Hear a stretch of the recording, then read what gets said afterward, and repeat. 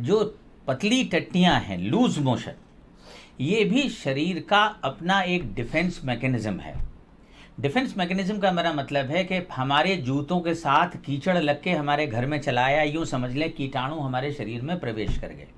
जो भी आपके बच्चे ने खाया या पिया है उसमें या तो उसमें कहीं कोई गड़बड़ी हो, या जिन बर्तनों से या जिन हाथों से उसको खिलाया पिलाया गया वहाँ कोई कीटाणु हो, वो कीटाणु उसके पेट में पहुँचे जी।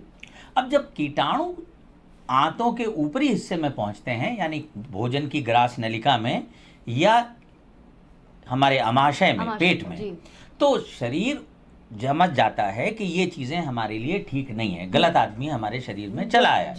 तो अब उसकी प्रक्रिया ये होती है कि वो वमन के जरिए से, उल्टी के जरिए से उस कीटाणु को शरीर के बाहर फेंक देता है जी।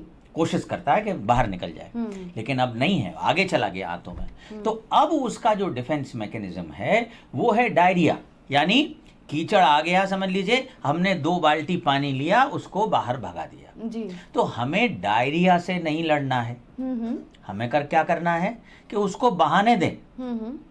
करना क्या है, पानी कम ना होने पाए, जिससे धुलाई जारी रहे, और जब तक कीचड़ साफ हो जाएगा तो धोना अपने आप बंद कर दोगे आप जी जी। ठीक है, तो जरूरी यह है कि डायरिया के कारण, डायरिया को अतिसार भी कहते हैं जी। इसके कारण शरीर में पानी की न्यूनता यानी डिहाइड्रेशन न होने पाए जी। इसलिए पहली चीज, जब राशन खरीदने जाएं घर के लिए महीने भर का, उसके साथ में ओरल रिहाइड्रेशन सॉल्यूशन यानी ORS के पैकेट जरूर लाएं। बाजार में इलेक्ट्रॉल नाम से मिलता है, सैकड़ों नामों से मिलता है, विश्व स्वास्थ्य संगठन यानी WHO ORS जी। और किसी चिकित्सक से पूछने की जरूरत नहीं है, जहां डायरिया शुरू हो या उल्टियां शुरू हो, उसको पानी में घोल के तैयार करें।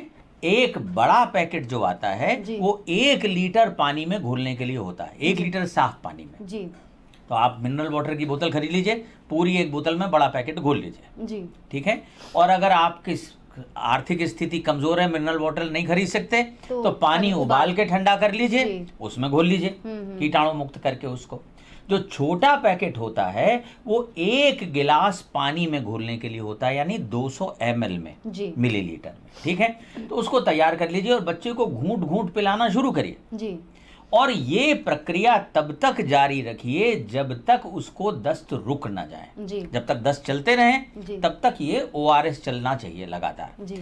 दूसरी चीज जिंक, जिंक एक तत्व है, अपने चिकित्सक से एक बार पूछ के जिंक नोट कर लें कि जिंक देना है इसको 14 दिन तक। जिंक और ORS ये 2 चीजें ऐसी हैं जो आप बिना किसी डॉक्टर से पूछे तत्काल कर सकते हैं, और 10 में से 9 मामलों में डायरिया स्वमेव ही नियंत्रित हो जाएगा जी जी। जहां वो शरीर से कीटाणुओं को बाहर फेंक देगा, मामला खत्म हो जाएगा जी। ठीक है, अच्छा, इन्होंने पूछा है कि बच्चा माँ का दूध पीता है तो उसको हर बार टट्टी होती है, तो माँ का दूध पीता है, ठीक है, माँ के दूध के अंदर एंटीबॉडीज हैं जो लड़ने की शक्ति उसको दे रही है, और टट्टियां तो डायरिया के कारण हो रही हैं। माँ का दूध से उसको जोड़ के ना देखें, टट्टियां हैं, दूध आप नहीं पिलाएंगे तो भी दस्त होंगे।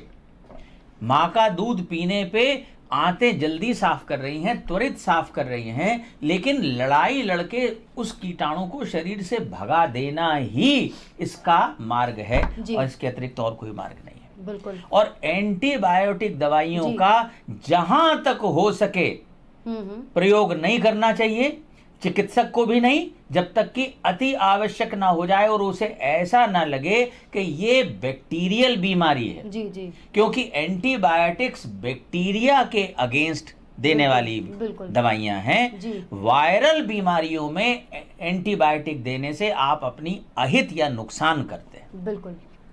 जो आपके मित्र जीवाणु हैं शरीर में, आप उनको भी नष्ट कर डालते हैं।